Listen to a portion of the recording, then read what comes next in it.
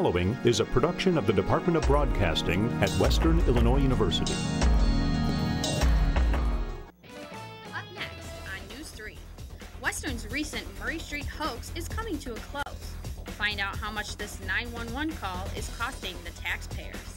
And in town versus gown, the locals are opposed to students establishing another fraternity house. News 3's Rachel Stibing has the latest on Pi Kappa Phi's struggle.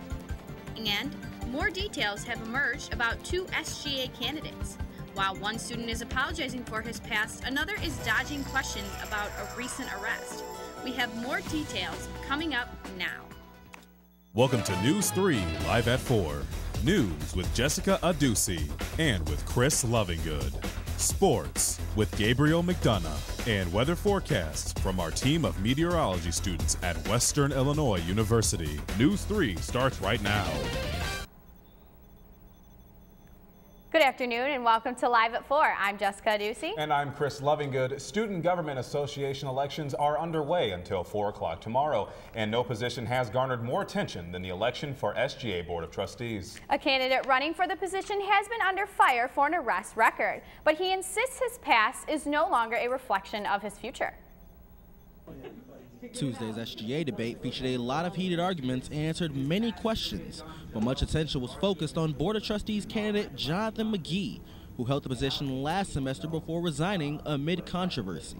I let the students down, and I want to redeem myself. I want to make sure that I am advocating for the students on all cylinders, and that includes the Board of Trustees. McGee left his post after an August arrest for running from the authorities. I have learned my mistake. I've learned from it. I've overcome it. And time heals everything. I am more sincere than I've ever been in my life. That humbled me. And I'm just here to serve. I'm a servant.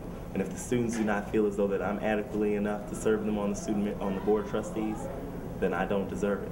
Re-election to the Board of Trustees is not an easy task for McGee, as he is opposed by a strong candidate in Andre Ashmore. My opposition, he's a good guy. I've worked hand in hand with him over many issues in Black Student Association, but I feel as though he is running his campaign off apologies. And that's not what the students here at Western Illinois need. We need someone who's going to be consistent, who's going to keep a clean record, and also someone who's going to be dependable and accountable for the students. If the students want to elect me as their student member to the Board of Trustees, I will be ecstatic, because then I will be able to renew those initiatives, and I know that I've rebuilt their trust. But if they do not want me to serve, then I will continue to serve them in another capacity, in any capacity that I can. For Live at 4, I am Pierce Roberson. McGee is campaigning with SGA presidential candidate Alex Gleason. However, another candidate's past is coming to the forefront in this election. Gleason's other running mate, Antonio Marshall, said at Tuesday's SGA debate that an outstanding arrest warrant against him was taken care of. Marshall told the Western Courier that he took care of the warrant just last month. However, News 3 contacted the McDonough County Jail and discovered Marshall was actually arrested Tuesday, the same day as the SGA debate, by the OPS, and then was transported to the McDonough County Jail at 3:44 p.m. 22-year-old Marshall was arrested in Corbin Hall on an active McDonough County warrant. The Western Courier reports the SGA candidate was arrested on June 29, 2011 for resisting a police officer. WIU students still have time to vote in the general election for the SGA. Students will be able to log on to STARS and vote for the president, vice president, senator at large, and board of trustees. To vote, log on to stars.wiu.edu and drop down to the student voting election information. Voting runs until 4 o'clock tomorrow.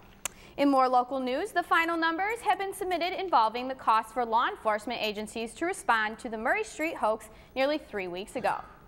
The amount totals more than $12,000 for the 5-hour investigation in paid overtime and other expenses. WIU's Office of Public Safety is requesting $1,300. The Macomb Police Department is seeking $2,400. The McDonough County Sheriff's Office totaled $1,000, and the largest came from the Illinois State Police, $7,800. Alvin Montgomery is charged with a Class 4 felony in connection with the false 911 call. Last night was the candidates forum at the Macomb High School Library. News 3's Adam Yingst has more. Yesterday, Macomb residents made their way over to the Macomb High School Library for the candidates forum for the consolidated election coming up on April 9th. The forum featured 3 different races, including the race for 2nd Ward Alderman, 5th Ward Alderman, and Macomb School Board, which will have 4 seats up for grabs. School Board candidates featured in last night's forum included Ardell Thompson, Robert Schaus, Leslie Weston, Matthew Clark, Jill Jolene Myers, and James LaPrade.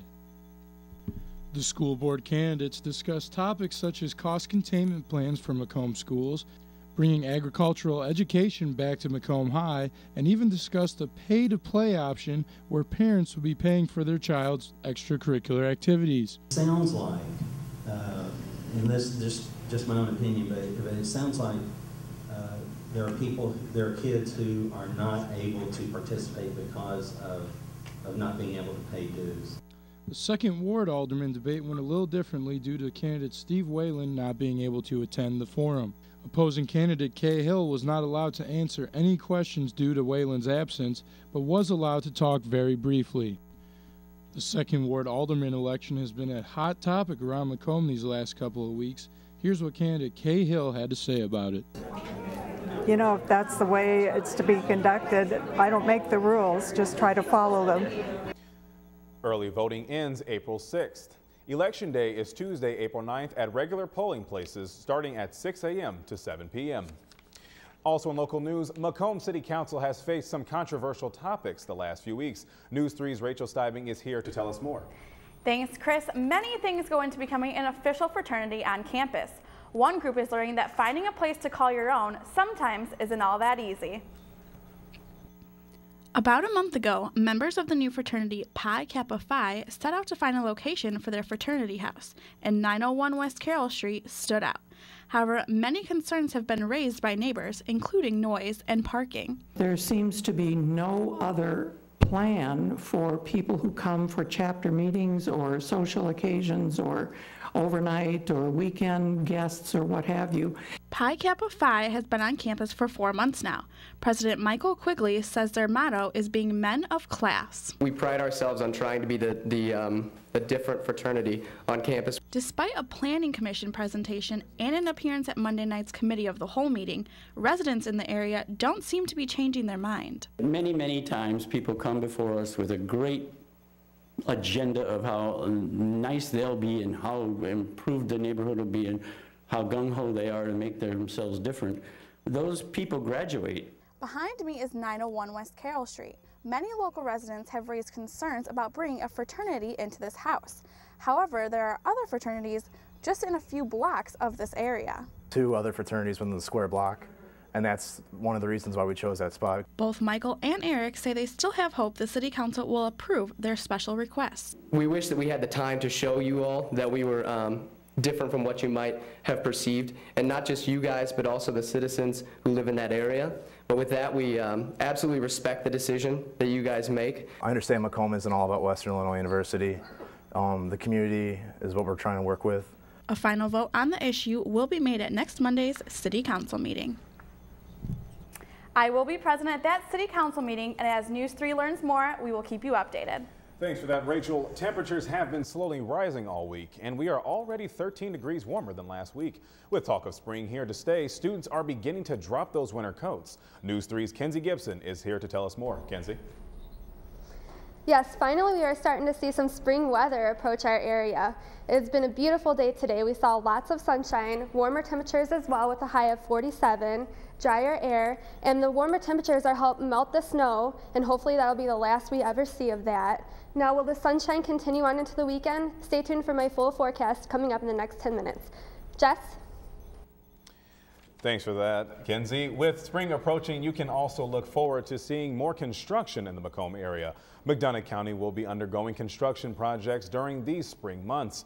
Many local streets have been affected from the past winter conditions. The street surfaces are very uneven and have many potholes that may damage cars. This early season construction will begin soon. Take a break from your busy schedule and head to the Sandberg Theater tonight for some fun. Award-winning magician Peter Bowie will be presenting Magic for Non-Believers. Rather than trying to figure out if his magic is real, he will instead have you focusing on having fun and enjoying yourself. Peter has performed for celebrities such as Neil Young and quarterback Tom Brady. The event is tonight at 8 o'clock in the Sandberg Theater and is free of cost. Last night, the ladies of Delta Zeta held their 4th annual Greek Idol at Cafe Aroma.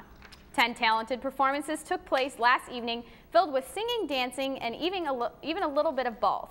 The judges were left with a tough decision, but after the final tallies were counted, Pi Kappa Phi Steve Render walked away with the first place prize. The ladies of Delta Zeta raised over $1,000 from last night's event. All proceeds are going towards their philanthropy for speech and hearing. Also in Leatherneck news, Butte Health Services held National Kick Butts Day, cigarette butts that is, in the University Union's concourse. WIU teamed up with the Campaign for Tobacco-Free Kids and provided information about the hazards of smoking and using tobacco. Butte Health Services brings health tips every week via Twitter and Facebook. The tips this week was to kick butts.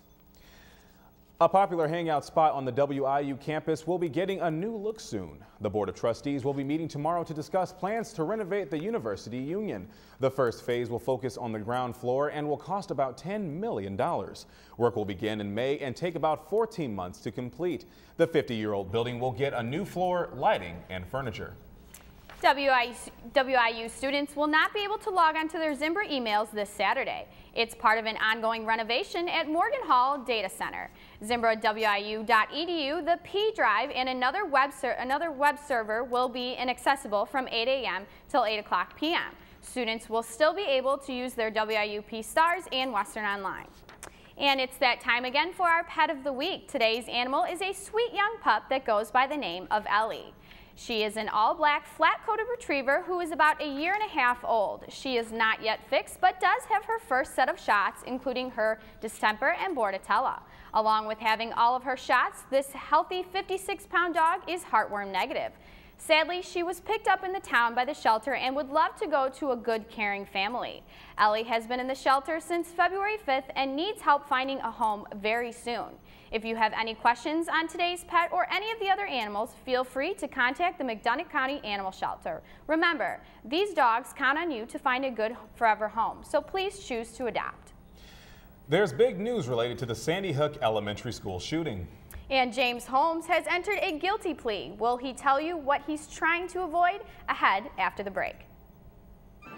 And now, another adventure with Savings Man.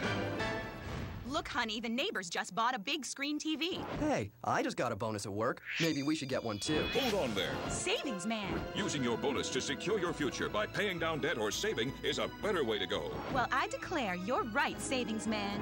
Stay ahead by choosing to save. And don't worry about keeping up with the Joneses. But their name is Johnson. For more tips and tools, visit choosetosave.org today. For others, it may have just been a summer job. But for me, it was training. Now I'm an Air Force pararescueman, and my job is to save lives. Make the right choices today, and be ready for the challenges tomorrow. This message is brought to you by the U.S. Air Force. Winston, just one more inning, Grandma. Ever notice how many things today kids can do without actually moving? A whole lot of things their parents used to do the hard way.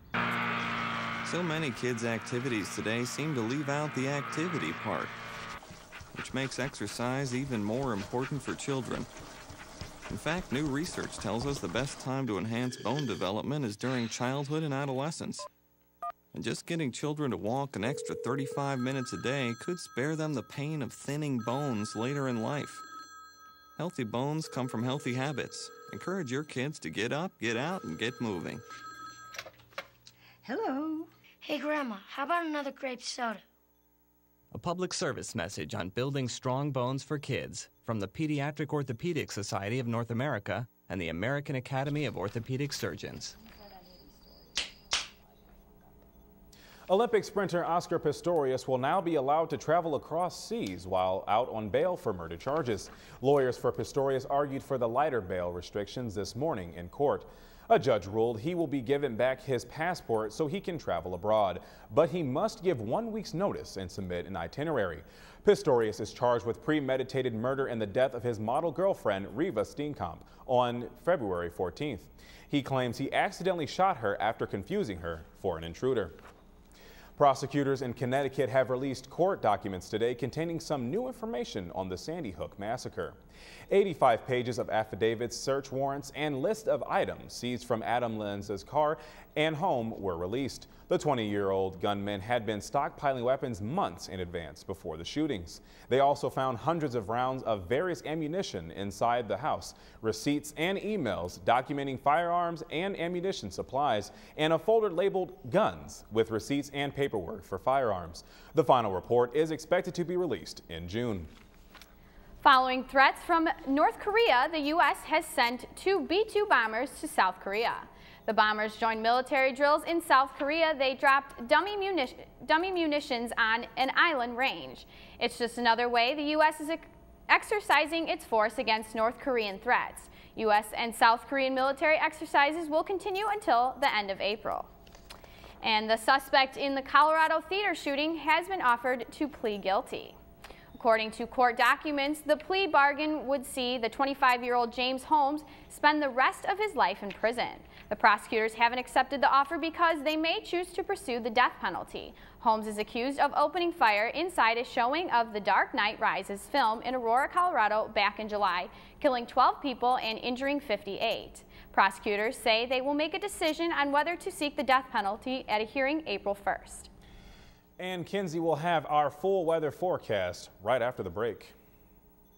What age is the color that your skin was meant to be no longer beautiful?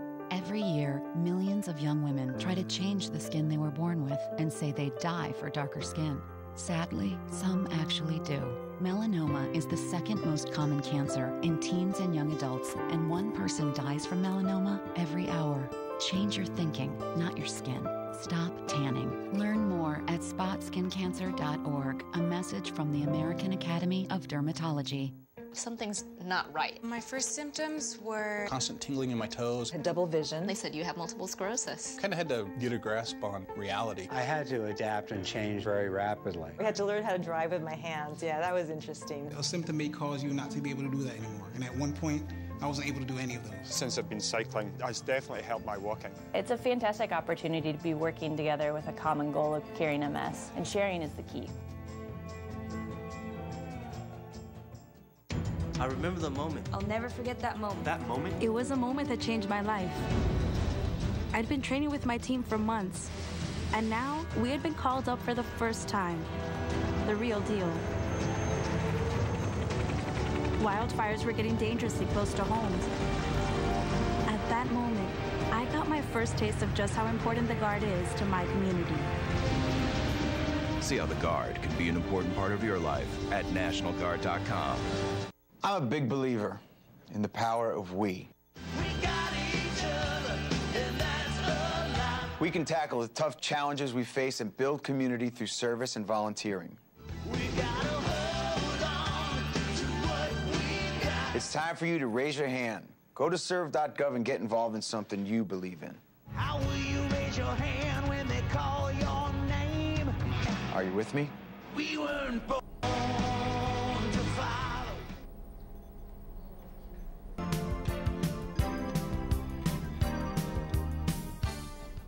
We are currently seeing clear skies for this afternoon with a high of 46 degrees, humidity at 53%, and winds coming in from the south at 8 miles per hour. Now overnight tonight we'll be seeing mostly cloudy skies with an overnight low of 36 degrees and winds coming in from the south at 8 miles per hour. The temperature around this time of year looks above average, and that's good for us because it's been really cold lately and we need to see those warmer temperatures. The monthly total is about 3 inches of rain and 4 inches of snow for this month. Looking at the national radar, we see there's a few showers out to the south, clear skies for our area, and then showers out here to the west that might work its way into our area tomorrow night. Looking at the current surface, the temperatures above this warm front are warm with the high pressure system building in, keeping in the warm and sunny temperatures that we saw for today during the day. And looking at the temperatures across the area, We're generally between high 40s, low 50s. St. Louis area, 50 degrees, and in the 60s around Springfield and southern parts of the states. Now the U.S. temperatures across the nation, we're seeing 60s in the 50s in the Midwest, and even the northern states are seeing the mid-40s. And then looking at the surface for Friday, a high pressure system is in the northern part of Chicago, which will bring sunny conditions for us as well throughout the day on Friday. And then on Saturday morning, we'll still see sunny conditions, and we want to keep an eye out for this low pressure system as it builds into our area, and we'll see some rain expected for Saturday throughout the day and Saturday evening as well. Now let's take a look at the rest of the week. This weekend, we'll see sunny conditions on Friday, and those temperatures are going to warm up as well, 52 for the high. And then on Saturday, you want to get your raincoats on or stay inside because we're expecting rain throughout the day with a high of 55 degrees. And then on Sunday, we'll have sunny conditions again with a high of 56. And then the beginning of next week, those temperatures are going to drop, but don't worry too much because we're not going to be expecting snow. It's supposed to be sunny on Monday and Tuesday as well. Well, thank you for that, Kenzie. You know, I think it actually is getting really nice outside. I think we finally beaten that cold streak. Yes, we have. I would say so. Yes, and speaking of beating streaks, how about them Bulls, Gabe? Yeah, the Bulls were pretty impressive. They pulled out a huge win last night over at the UC. We'll have highlights and much more coming up in sports.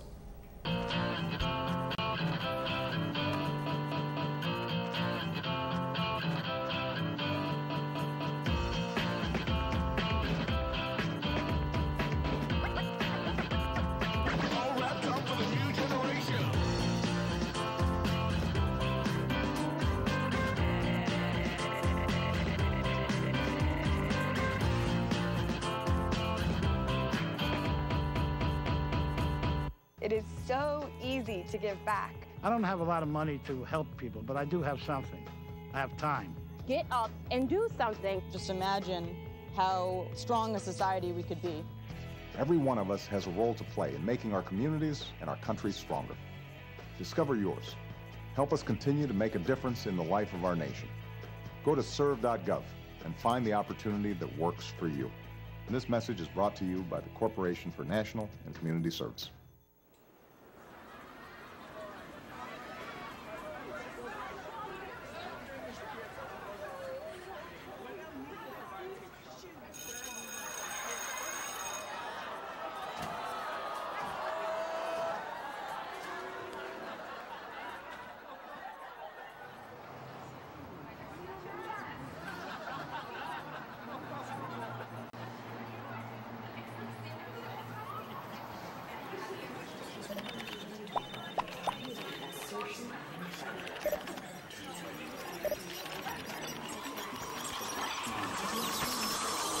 Stop. Whether it's on the way to school, at school, or online, bullying has become a non-stop threat to our youth today. Is your child being bullied? The National Runaway Switchboard can help. If you're having a hard time, get online or call to chat now.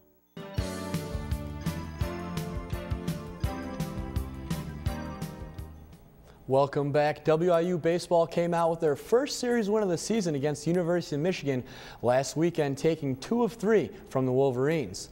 The Leathernecks took the series win on the second game of Saturday's doubleheader by the score of 2-1. The Leathernecks were led by starting pitcher Tom Constad, who picked up his first career victory while throwing a career-high 6 1/3 innings with 2 strikeouts and 0 earned runs allowed. The baseball team looks to continue their winning ways as they will travel to take on the University of Illinois Chicago Flames in a 3-game set which starts tonight at 6 p.m. In college basketball, the madness kicks off again tonight with Sweet 16 action getting set for tonight. Tonight's early matchups include Marquette taking on the University of Miami and Arizona versus Ohio State, with the late night games consisting of #1 seeded Indiana taking on Syracuse and LaSalle against Wichita State. On Friday, the rest of the Sweet 16 matchups will take place as we have #1 seed Louisville taking on Oregon, Kansas versus Michigan, and Duke versus Michigan State, with the last matchup has Cinderella story Florida Gulf Coast taking on the University of Florida in the last game of the Sweet 16. Be sure to tune in to News 3's Tuesday's newscast with sports anchor Nico Hefflinger for full highlights of the weekend's games. Moving on to the NBA, we have the Chicago Bulls taking on the Miami Heat, who are looking to extend their win streak to a record 28 games, but the Bulls had other plans. Pick it up in the second quarter now. We have some nice inside passing by the Bulls here. Over to Taj Gibson, kicks it out to Luol Deng for the slam. He finished with a team-high 28 points. Heat in transition now, kicking it back to LeBron James for the alley-oop slam. And we'll see here again, Mario Chalmers comes up with the steal, kick it back to the King, and he'll flush it home. He had a game-high 32 points.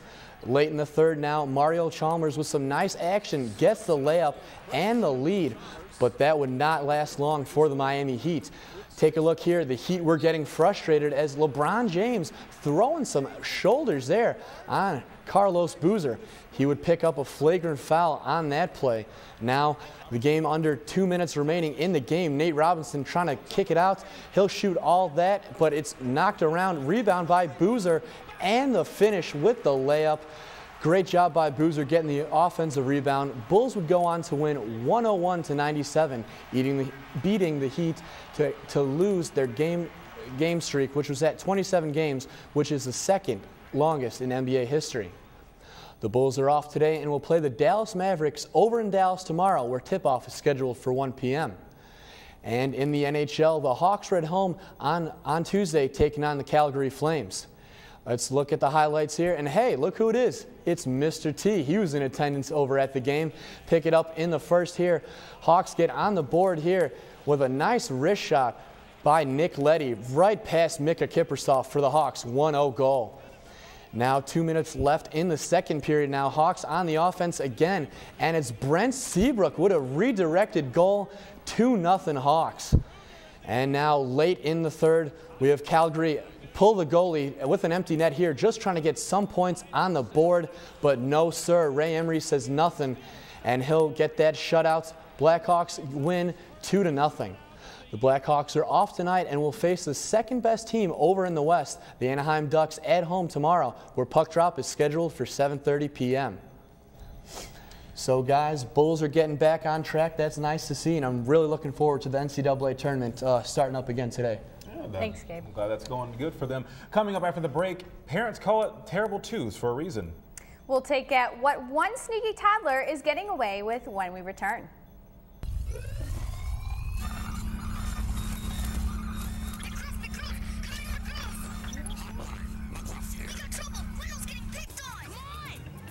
Here's what you do. Step 1, walk over the window. Step 2, put your arm around him. But I barely knew. That's okay. Now, step 3, walk away together. Don't take on a bully. Take off with your friends. And remember, friendship beats bullies every time. For more information, go to agruff.org. I'm a lion. Yes, you are. Come here. Let's see how this looks. Hey, how's my little horse? She's a lion. Yes, she is, sir. You don't have to be perfect to be a perfect parent. When you adopt a child from foster care, just being there makes all the difference. Christopher, your word is SIPC. Could you use it in a sentence, please? In the unlikely event that your brokerage firm goes out of business, SIPC is there to protect you. Civic. I'm sorry, Christopher, that is incorrect. Lisa Fannin. Lisa, your word also is civic. May I have that in another sentence, please? Civic funds are available to satisfy brokerage customer claims up to a maximum of $500,000, including up to $100,000 for cash claims. Civic. S-I-P-K.